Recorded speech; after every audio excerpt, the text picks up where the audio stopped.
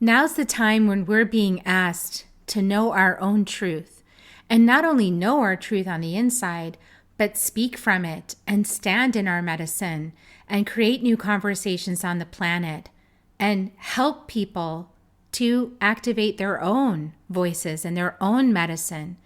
Today's conversation is about activating your soul voice.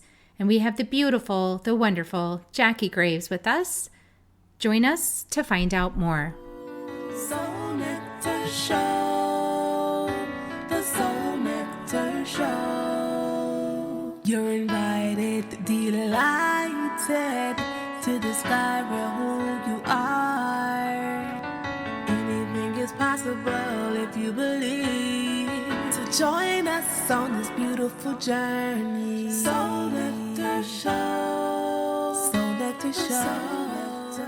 Well, hello and welcome to another episode of Soul Nectar Show, that show where we talk about all things essence, where we gather around the campfire and we share our stories of connection to that which is greater than us, the big mystery beyond the veil, to those synchronistic moments that lead us inexorably towards a deeper understanding of ourselves and the world around us and what we're doing here on this tiny blue dot that's sailing in a sea of stars.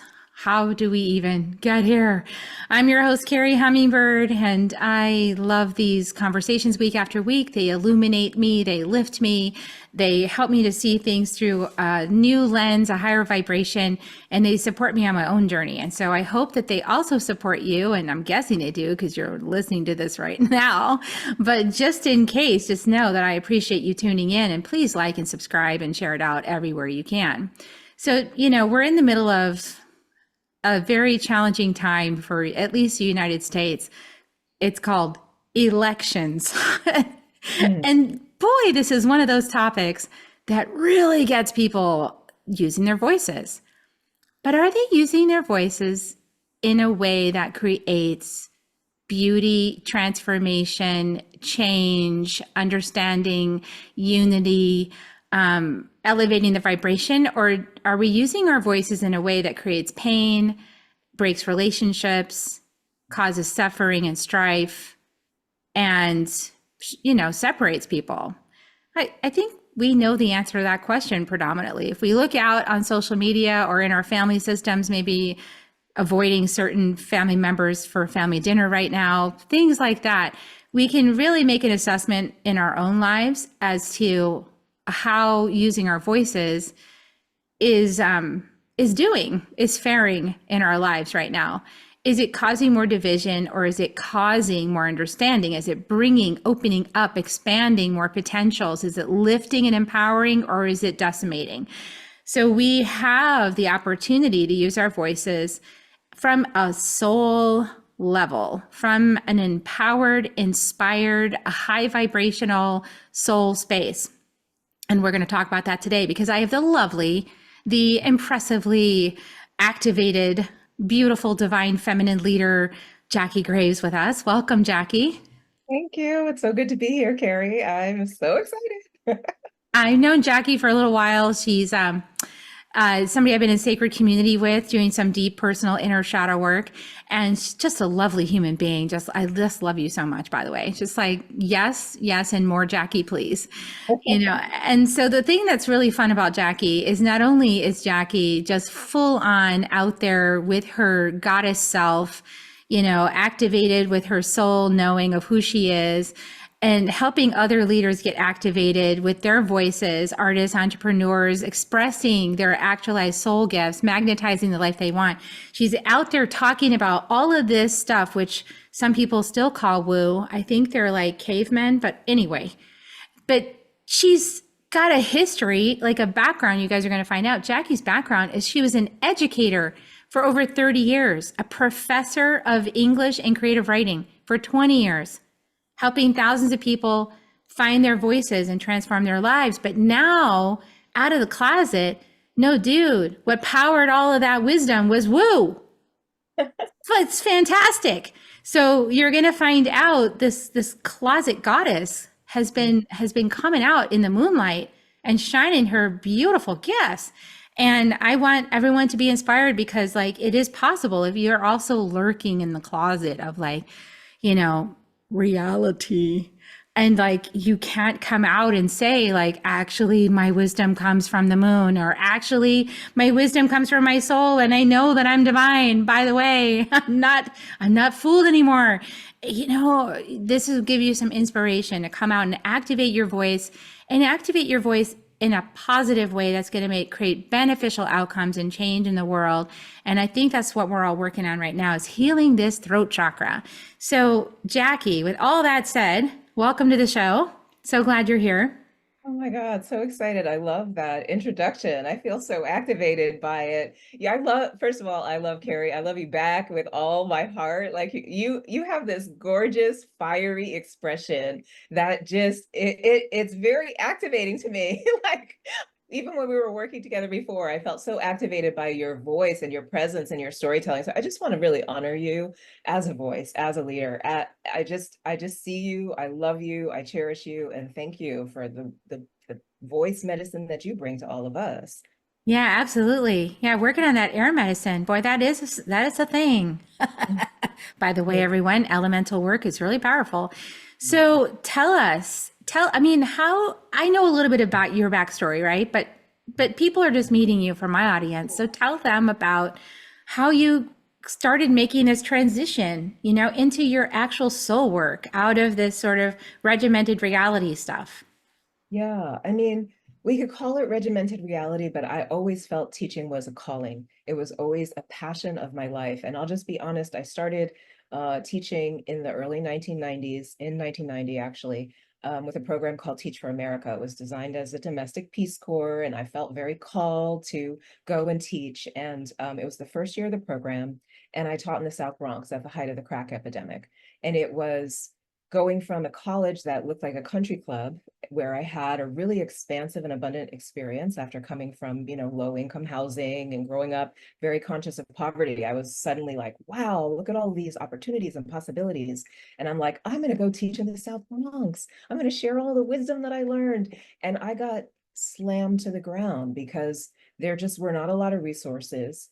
There was a lot of drug wars and guns and shooting and violence and trauma and absolute like overwhelm. Like my entire system shut down. And it was like, I always was a really good student. Like I was straight A's, I loved books, I loved to read, I was the valedictorian, I was most likely to succeed. I always was really good in school. And I was like, I'll be a great teacher, but standing up in front of a class and leading required different skills than like being really academically strong. And it challenged me to the core. It really brought up sort of like this abusive, silencing dad that I had as a child, who I was not allowed to speak in my home. When dad came home, we had to be completely silent, like don't scrape your fork on the plate. You will get smacked. Like he was very sensitive to sound. And I didn't realize how much I had suppressed in myself. So for me, like education has been a path to liberating my voice, a path to standing up and being a leader, and also a path to just finding this passion. Like after my 2-year commitment in the South Bronx, there was no flipping way that I would ever forget the racial injustice, the economic injustice, the social injustice that I witnessed. It became a passionate calling of my life. And I have always taught in Black and Brown communities, and I have always felt so passionate about inspiring and liberating my students' voices to know who you are, use writing as a tool to connect to who you really are, and to carve a pathway to where you want to go. Write that resume, write that cover letter, write dream your fondest dream, write it into reality. We studied, I remember working with my students studying Barack Obama when he was running for president, and just like his speech and his memoir and his how he just kind of wrote himself a page in the political landscape. He wrote himself. He created himself, and it was like all visible on the page. And I just remember that inspiration, and always wanting to connect my students to like who they really were. So writing for me was never like, oh, I love to teach English, here's the canon. Like, no, writing was always a path to liberation through channeling, writing your soul on the page. I don't want you to write something that like you think the teacher will like. I want you to write something that you love. Oh, gosh, you just spoke to my heart so much, Jackie. You just pulled out about 5 different topics that I want to go down. Yeah, beautiful. Yeah. So I want to say that what I'm really witnessing in you is the almost like a shamanic medicine that any kind of medicine person would use the power of the word to create the reality that you want to experience, not to use the word to drag yourself down into less potential, into more greater suffering, right? And so that empowered use of the word that you brought to your students and that you bring to your clients now to support people to see that they have the power right there with their language, right? To create their reality they wish to be and experience. And that's what you saw Barack do. And that's what, that's what's possible for all of us. But I think it's more preciously potent when you're teaching somebody who basically doesn't have anything to lose. I mean, I had nothing to lose when I was at my rock bottom. Like I would didn't want to be here anymore. And so I can speak to that, like that feeling of, I don't even want to be here anymore. Or what's my potential? Or how's this? I got myself so far down in this hole. I don't like, how am I going to create anything from this place? But I want to say, like, that was actually the most powerful place to stand, because it was like, I don't have anything to lose now. I can create anything I wish with my word, with the power and potency of my word. And look, like when I believe that when you're comfortable and you have like everything, all your needs met, and you kind of have no good reason to fight about anything, you really kind of lost, you know? And I think that you can do so much good for people. All of us can do so much good for people who are like, you know what? I'm ready. I'm ready, because otherwise the answer is to leave. So what do I want to create with my word? What world do I want to build from this place of rock bottom, And I see that is so needed in this world, the use of the word to create a new reality. Yes, man. Yes, woman. I have such chills on my body. And I'm thinking about my students' stories. Like when you're talking about rock bottom, like I thought I knew what rock bottom was. I thought I had it rough growing up. I thought I knew what poverty was. I experienced a whole other level of poverty. I experienced a whole other level of suffering. I heard stories, you wouldn't believe the stories I heard. The suffering that people had gone through, the immigration stories, the border crossing stories, the rape, the abuse, the like sexual trafficking, like unbelievable stuff. And what I know also is we transmute it through sharing it and letting it be witnessed. We always would have like, I always had, circle pedagogy. Like the classroom would always be a circle. It wasn't just me like talking to the students. It was like, we're in a circle. I want to hear what you have to say. Your voice matters, and share that story. I know it's hard, especially the ones who are struggling to like get their voice out. Cause I was that student, even though I was getting straight A's, I was so quiet. Like I was so quiet. I was so scared to speak. I was scared to speak. I was scared of authority. So I always brought those stories out and we could hear them, witness them. And what happens is through the witnessing, we change.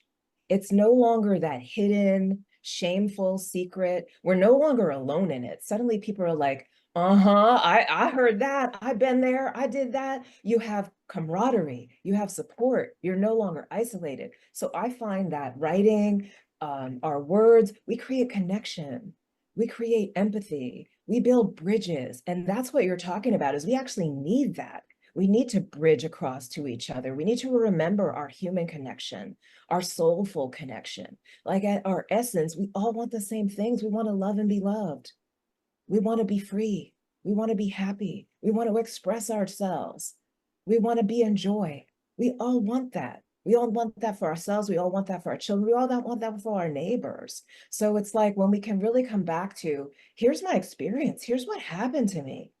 And like we sort of hold it together, we process it a little bit, we give some, this is also medicine, is like that reframe. It's like it's no longer the same story.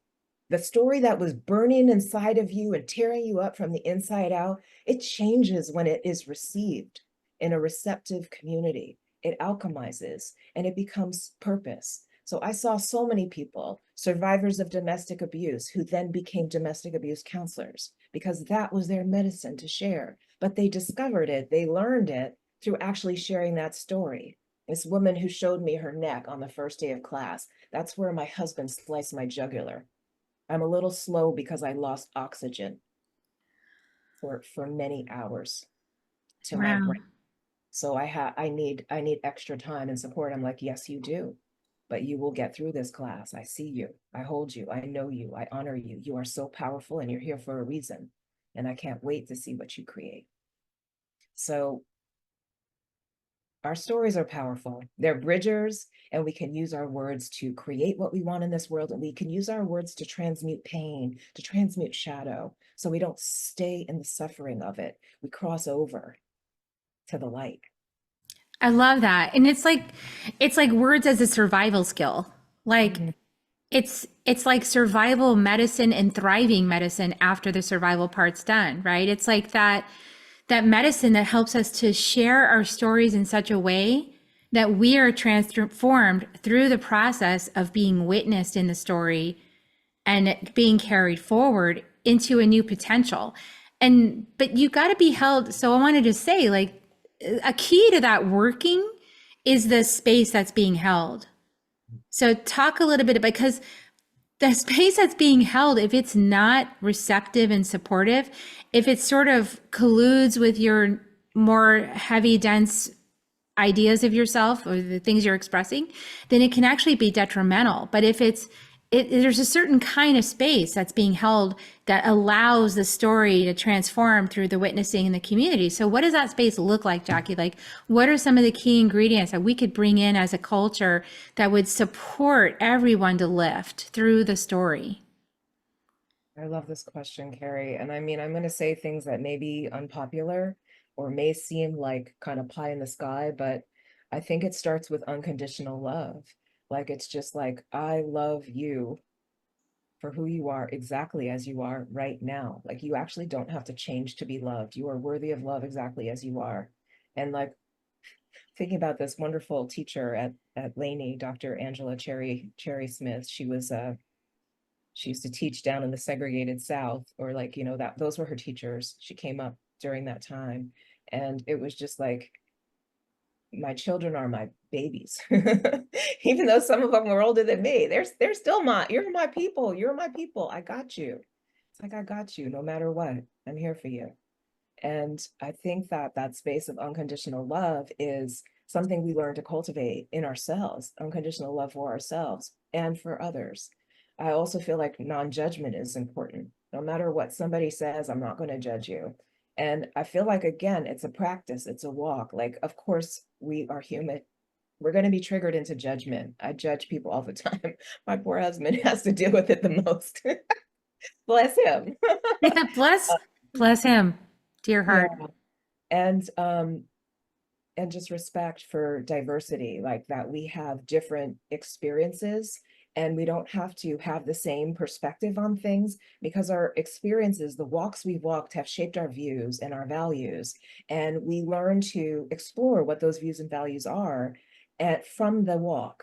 So it's not like, oh, you think that, what's wrong with you? It's like, oh, you came from that. I see where that came from. Now I might challenge you on that because I see it like this. What do you think about that? We can have a conversation where all viewpoints are respected and honored, and we can explore those ideas without feeling like we have to attack somebody because they disagree. I feel like that's also really important. Something I always talked about in my classes. I'm surprised we're going down this road about classes, but it's okay. I love it.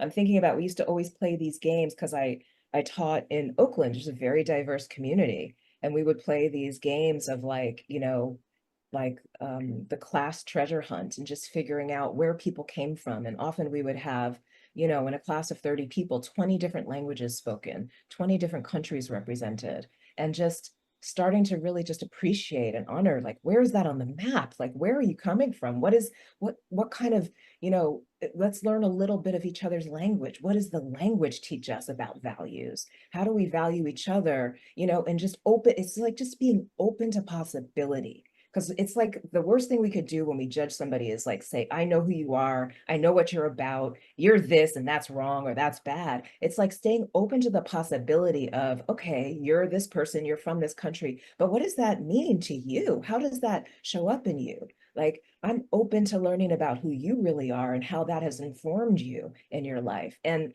recognizing it as the blessing that it is. It's like, we need a world with diversity and different spices and different flavors and different textures and different sounds and different rhythms. Like, that makes life beautiful and tasty and a delicious banquet. And let's celebrate it. Let's lean into the celebration of it rather than feeling like it's a threat to our way of life. It's not. There's room for all of us. It doesn't take away to add another spice, another flavor to the pot. I love that. And I also feel the same, and there are people who don't agree and they prefer, one flavor and one meal in one restaurant and right. And so that's also part of the connection. That's part of the soup. I actually got this view one time. This is what helps me with this because I like diversity. I'm a person that loves that, all the different little spheres on the outside of the disco ball, Yeah. and I'm the one that likes to crawl along the outside of the disco ball and go look in all the little holes and see like who everybody is, like what's going on over there. But then the guides told me at one point that like sometimes people are only in the one square and that's their whole life incarnation goal is to be in the one square. They're never going to find out about any other squares. That's not what they're here for. They're here to only know the one square that they're in, the one little limited myopic view, and that's it. But it's Mhm. not a bad thing. No. To me, it seems bad because I'm geared to want diversity, right? Yeah. So I'm like, that would be horrible. Yeah. But for that person, that's their life incarnation. They're geared to that feels better for them. It actually feels good to them to have that one view and only focus on that. So I think it's kind of like, Hmm.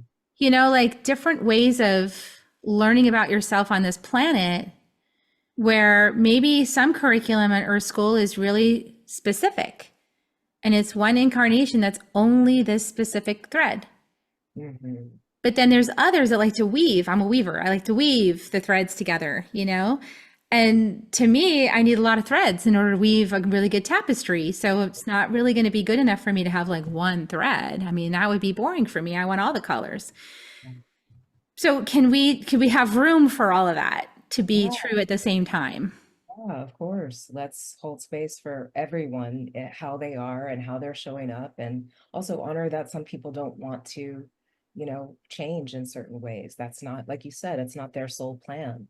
Like, if we can honor deep inside of us that truth and that trust, that we know that that's really what we're here for, like, let's just be in the allowing of it. Let's be in the celebration of that as well. Like, that's also a valid and important energy to hold, like to hold the purity of a culture and a consciousness and a space and a time and a way of being. That's valuable too. It's like, we don't, I was I was thinking of something random, but like, panda bears or something. It's like the panda bears are not mating with the koala bears or whatever, like they're their own thing, and that's okay. And they, exist in like one environment, and that's okay. Like, it doesn't have to be, everything has to be, there's room for it all, is what I'm feeling. And also, like, we're in a time and a place in a country that has a lot of diversity in this country, and we're looking at ways to create new ways of being that, like, I'm very much about heaven on earth.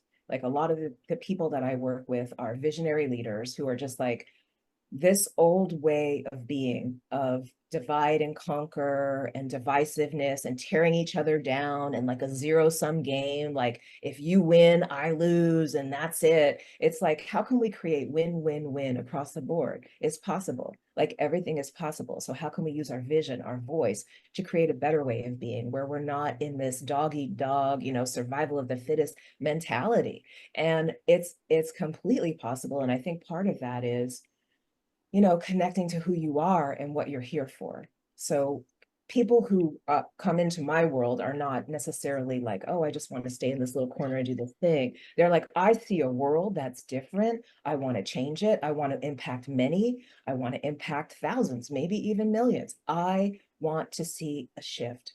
I know this world is meant for better things, a world of peace instead of war, where a world of harmony instead of strife, a world of abundance instead of lack and poverty, a world of cooperation and collaboration instead of competition and tearing each other down. Like these things are possible. We can create them. And so I feel like when people step into my world, they're really at that place where they're like, I just want to really liberate who I am, the truth of my soul, my authentic being. I want to express it into the world. I want to lead. I have a message. I want to share it. And I want to liberate others through my message, through my medicine, because now is the time. It's not time to wait. I know that other people say, oh, this isn't the time and things are too crazy and the world is falling. No, I have a vision. I have a vision of a different world and I got to do it now. Like, why would I wait?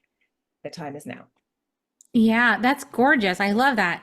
And in that in that lesson about expressing also is like how do we express ourselves is also really interesting conversation. Let's tune into that a little bit. Like this is something I've been dancing in, as you know, for a while now, is like how do I express myself? Because in some ways, like some of us are meant to be kind of shocking. Sometimes I say some really shocking stuff. And then people go, oh, that Carrie Hummingbird. And then some of them go, yay, she just said that. And other ones go, I can't believe she just said that. And then they go away. And, so my list is like this, because either you love me or you get pissed off and hate me because I say something that just triggers the shit out of you.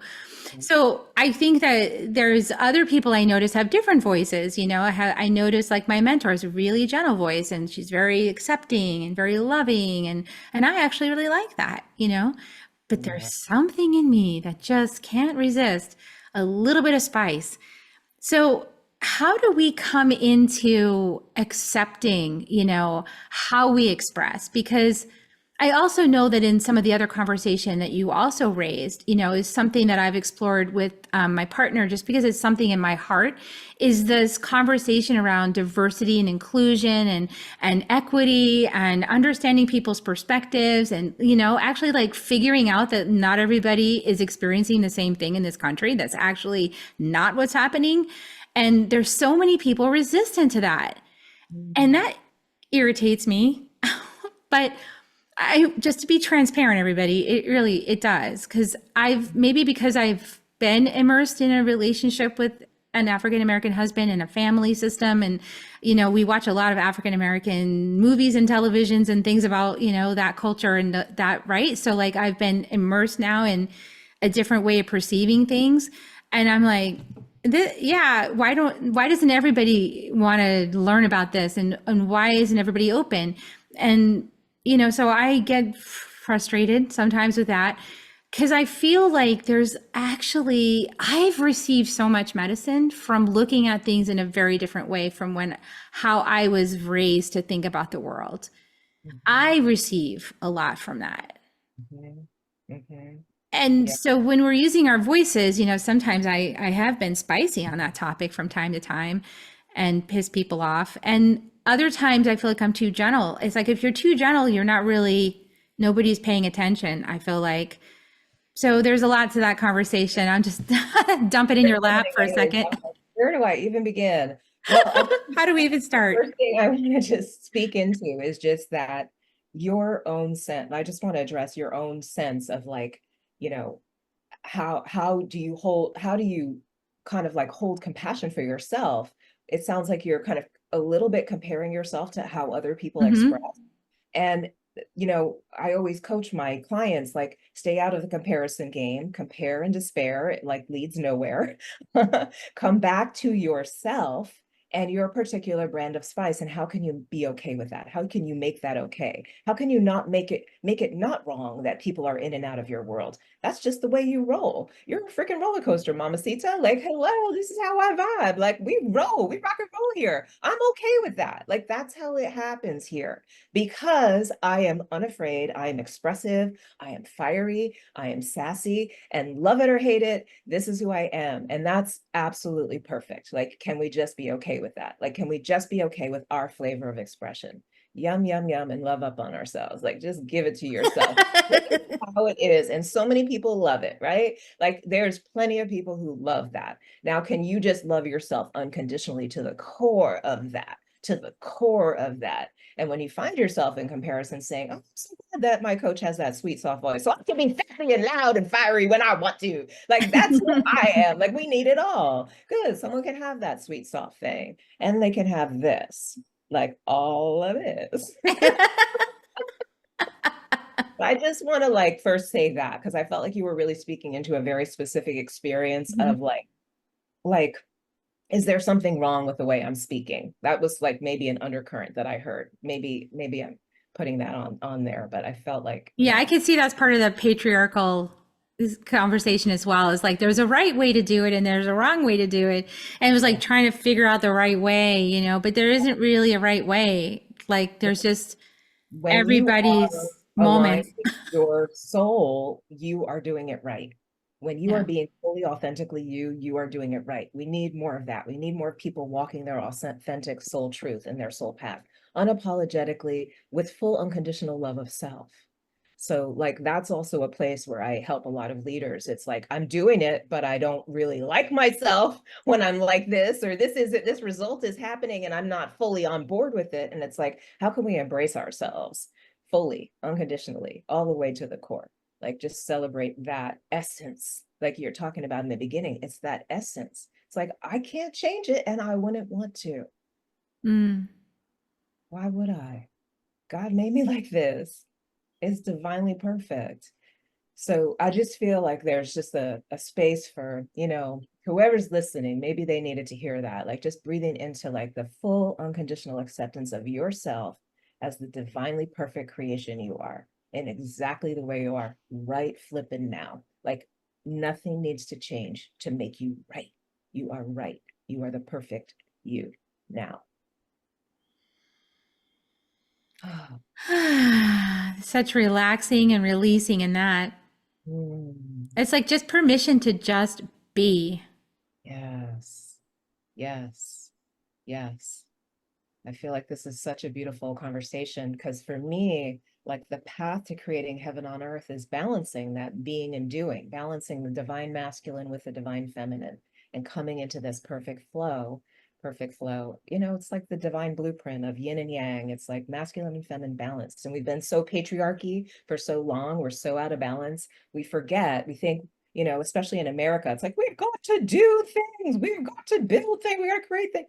Like we can just be. Like that's part of the divine blueprint as well. The masculine side is the doing, the feminine side is the being and the receiving and the allowing and the nurturing and the loving and the compassion and the gentleness. And we get to balance both of those within ourselves, like in our own unique way. And then, you know, bring that out into the world to create more harmony, more of that divine blueprint across the world. And also in our partnerships, you know, you were talking about um, you know, speaking our truth in relationships and like, you know, when we're walking with a partner who's maybe had different life experiences, like I actually, my dad was Black, my mom was white. So I had that kind of very interracial relationship.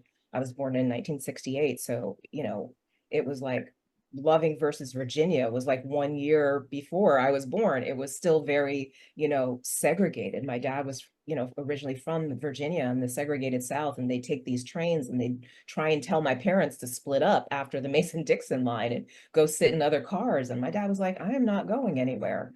No, you know, but like that was, it was always a part of my consciousness. So I always gravitated towards those conversations around justice, racial justice, equity, you know, and seeing, you know, these disperse, what's the word I'm trying to look for? Like inequities in like economic distribution across racial, gender, all of those lines. So I was always drawn to those kind of conversations. But I'm thinking also about this in partnership, because I mentioned earlier, I can sometimes I've been walking this path of like coming out of judgment of my husband. I love him so much, and we've been through so much. We've been together for 20 years. And I feel like only now we're starting to come into this like divine union space where I've balanced in myself enough of my masculine and my feminine, and he's balancing enough of his masculine and feminine so that we're really coming into that space where I am whole, he is whole, and we come together and make that greater whole. I think when we first started coming together, we clicked immediately. We had karmic work to do. I was working out some daddy issues actually with my husband. My, kind of scary daddy. Like my husband sometimes scared me a little bit with his anger, and I had to like find a way to, ride that roller coaster and like do my shadow work on my own stuff that I was bringing and that I was projecting onto him. Because I think a lot of the times we're projecting stuff from the past onto the future. That's where like some of this judgmentalism comes in as well, that we get to like, do our own inner work to release. I'm all about the path of the inside out. How can we do our inside work so that we can then radiate it out to the world as healed, as whole, bringing our true medicine to the world, our soul essence. And then it's so easy and it's so joyful and it's so sustainable because you're not trying to put on a mask and try to be somebody you're not. You just are. You just So much easier. Just be yourself. easier. It's so much easier. And it's like so many people need permission to be themselves because we've been taught from a young age it's wrong. Like, don't speak like that. Religion, the media, don't dress like that. Don't act like that. Don't go out like that. Don't like, have sex like that. Don't love others like that. Like, we've been wronged and shamed and like, in every which way. And, silenced and suppressed and killed and like we've freedom fighters just taken out, like there's been so much trauma, but we are really at this time like I one of my titles besides goddess and shamanista is like high priestess of the new golden age. Like this is a new golden age, baby. Like we are past the age of Aquarius. It is a time where we can hold these codes, this remembering. We're ready to hold it. We're ready to sustain it. So I always teach us from the inside out. We do that inner work and then radiate it out to others and to in our partnerships and in our communities. We radiate that out from the inside so that we're not recreating that trauma. And I feel like in my own relationship, I've noticed how when I'm in my power, Mhm. it was easier to attract a partner in his power. Mhm. I know I heard you say that you guys have worked this, right? So that's just really laudable. Like, yay, you guys, because you started off in the probably the typical shadow patterns, but you've worked it all the way till now. It's like, is what I'm hearing you say is that now you're at that place of wholeness. And I kind of did it in two different relationships. I had the shadow relationship, that I did my best to heal, but it wouldn't heal. And I was like, okay, new chapter. That's not working. Had my whole soul epiphany, and the only way Yeah. to do it is leave. And then, then attracted this partnership over the last 8 years that has been like so amazing because I did this deep dive work on myself. And because we continue to do it together, it's a really different experience to the family dynamics and to just the relationship dynamics when I'm experiencing now versus what I experienced before. And made me so much love for all the whole journey, but also like I prefer this part, because there's more realness and compassion and presence, way less drama and way more love, just unconditional love and acceptance, Mm. and to a space where it feels like we have this now, we're at this opening of this capacity to be in service together. Yes. Yes. Yeah. My husband and I are just getting to that place where we're like, how can we co-create this vision moving forward in a way that's just so joyful? And it's like, feels really good to be at the precipice of that, like unfolding. Because I only recently retired. I've been building my business for like 3, 4 years, kind of behind the scenes while I was still teaching and, retired like a year ago. My husband's getting ready to retire. And what's that chapter going to look like? But I really honor this. I'm so glad you brought it up too, like that my husband had to be willing to do the work Because here I am doing all this inner work and I'm like, I'm finding my divinity, I'm finding my truth, I know who I am. And it's like, wait, this isn't a resonant match anymore. It's like, I'm going to call you out. You need to meet me here. Like, I can't play that old game. So it really does take a lot of, and because my wounds were around speaking my truth to my dad, to a man, to authority, like there was all of that. Like I had to work through a lot to actually be able to show up in my marriage and hold take a stand for myself, take a stand for what I saw our relationship needing to become, and hold him to the fire, hold him accountable. And he had to be willing to say yes. And like, there's been so many times where it's been like, I want you here. Wait, what about this? Da, da, da, da, da. And it's like, yes. We both had to keep saying yes to each other again and again and again. And that has been our journey. And I also love, love, love hearing your journey, that you can do this inner shadow work on your own. And then, wow, the match that you can attract is so powerful. And like from jump, you have that and you can build from there. And also, I just, yeah, I see it a lot with clients that I work with who deeply desire to see their partner meet them on this dance of liberation they're doing in themselves. And it's like, how do we have those conversations where you can really be honest about who you are and what you're becoming and what you see as possible and what you are calling them forth into? It's not like you're wrong or bad or the way we started out was effed up. Yeah, on some level maybe, but like it also is like this joyful evolution, the sacred evolution. And if you continue to say yes to each other, it's like, it's amazing what magic can unfold when you're both willing to really do this kind of work. Yeah, and I also see it from a perspective of maturity, like willing to mature. And willing to mature, it's such a hard decision to make because it really means you can't blame somebody anymore. You cannot be a victim anymore and make your spouse the perpetrator. Like you really do have to step into self-responsibility and also learn a lot about those projections, which when we don't know about ourselves and we're young, we do it all the time on our partners. We don't know any better, so we just projecting all kinds of stuff on our partners from our childhoods and we don't even know we're doing it, but it just gets super messy and entangled, right? So like pulling out of that is like you got to have enough motivation to want to do it. Like, yes, I'm committed to doing this. And I think you have to have not crossed the line or snapped the back of it, like once it's like kind of snapped, it's really hard to go back, so it takes a certain amount of timing, so that you still have some bandwidth to come back in and say yes to it. It's Yeah. tricky. I know a lot of people ask me this question. They're like, do I stay or do I go? I mean, it's such a powerful question and there's not a blanket answer. It's so complex and it's for every person to decide. Like there isn't an easy answer to that question at all, even when they start working with you, right? Mhm. Absolutely. It's I'm just feeling it's like there's this, oh, it's like there's this veil over the heart in a way. And it's almost like I want to lift it. Like I want to lift the veil off the heart of your listeners who are feeling like in that pain of like, I can't decide, should I stay or should I go? And you're just staying in that like stuckness place. I feel like it's almost like the stuckness place is a safe space, or it's like allowing you to stay safe for a minute in victim. There was a part of me that like judging my husband. It's like it's all his fault.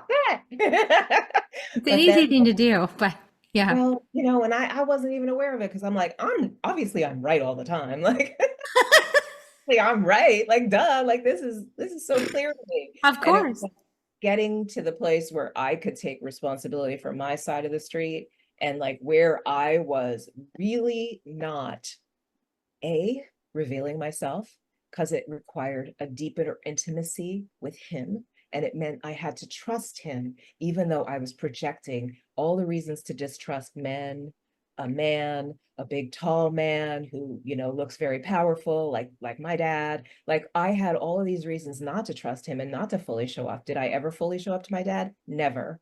Like no, he was too freaking scary. And so I had to get to a place where I was so courageous and confident in myself and willing to just be raw and vulnerable and effed up and wrong and messy and still say, this is who I am and this is what I want and this is what I need. And I need you to meet me here, even if it looks really effed up and gross and like I'm a mess and like I'm all like, snotty. Like this is what I need. Like I need you to show up for me this way. And it's like, maybe he wasn't grown up that way. Like they didn't, his mom didn't hug him the way that my mom always hugged me and that I want to be hugged. Like I had to teach him some skills. Like I had to, when I'm really this upset, don't try and explain something to me mentally. Like I don't want that. I want you to just drop into your heart, like drop your shoulders and put your hands around me and put them on my low back exactly like this.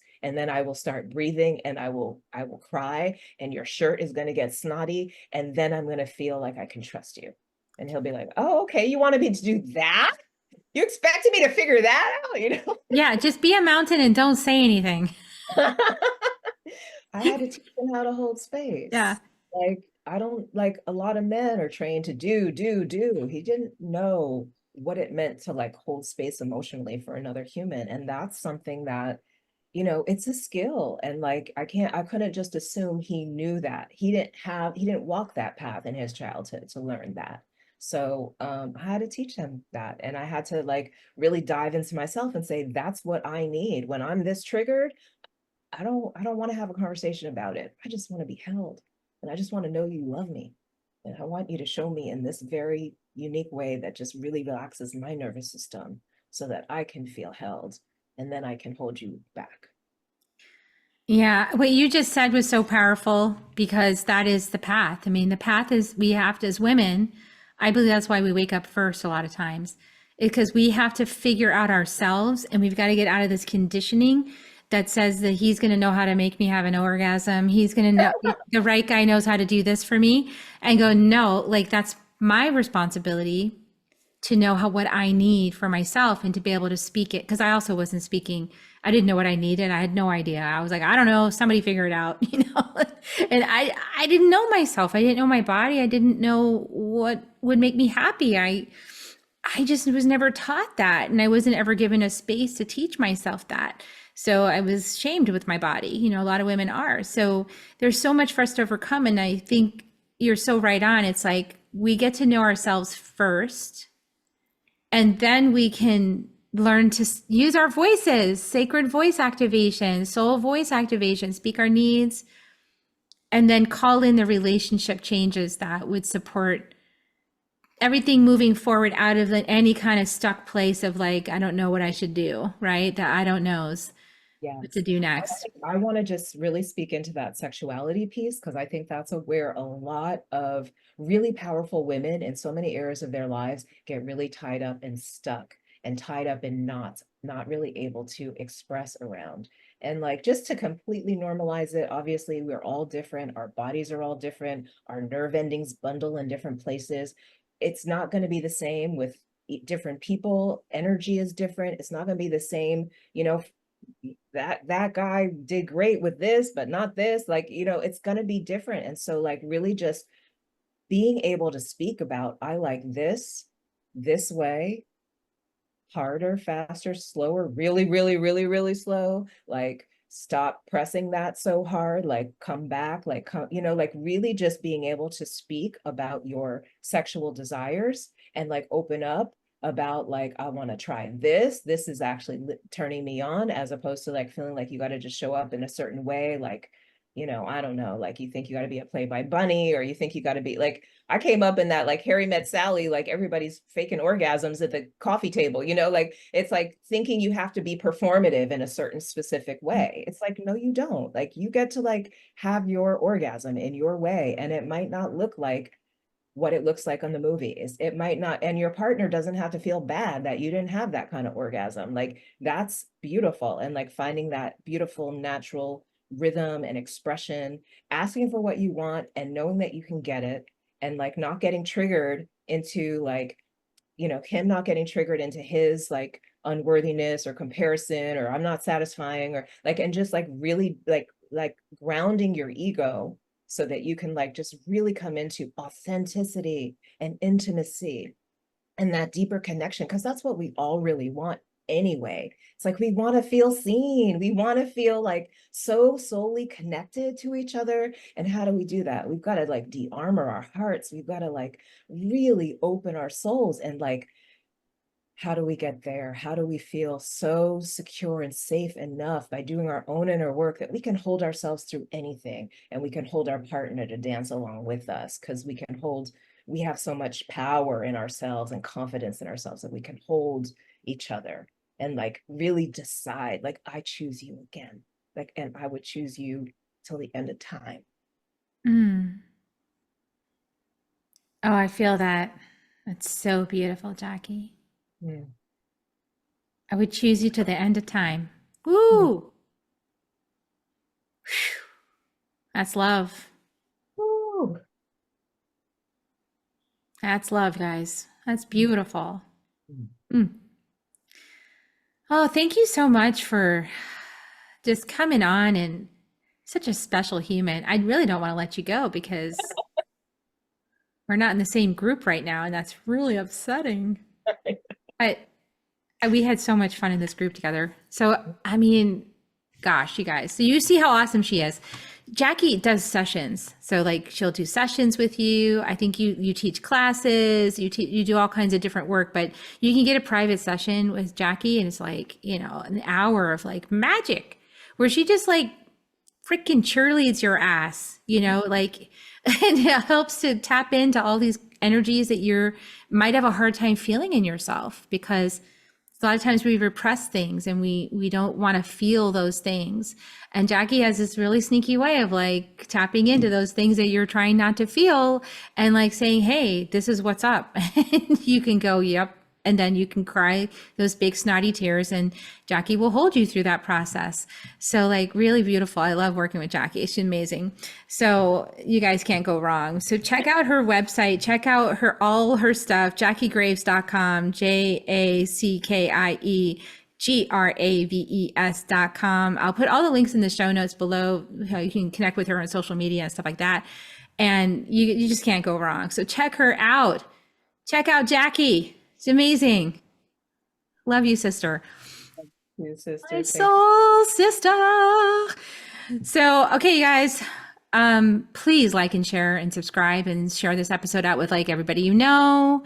And, you know, anybody that you know that's just kind of looking for some help, looking for some activation, talking like, how do I make a difference? I want to make a difference, or I'm scared to go talk about this, or I don't know what to say, or I want to improve this with my partner, but I don't know how. All those questions you heard us talk about, this would be great stuff to send Jackie's way and share the episode out, and they can see for themselves how awesome she is. And then if you're one of the people that got referred to this, you can go thank your friend now.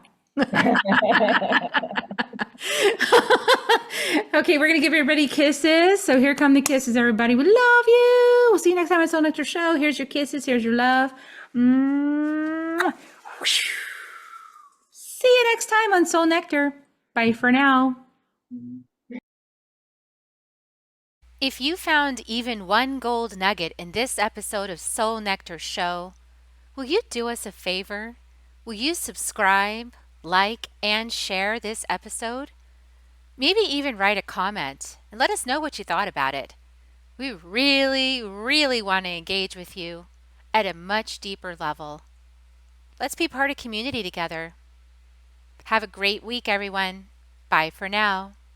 To dive in deeper to nourishing conversation, visit soulnectar.show.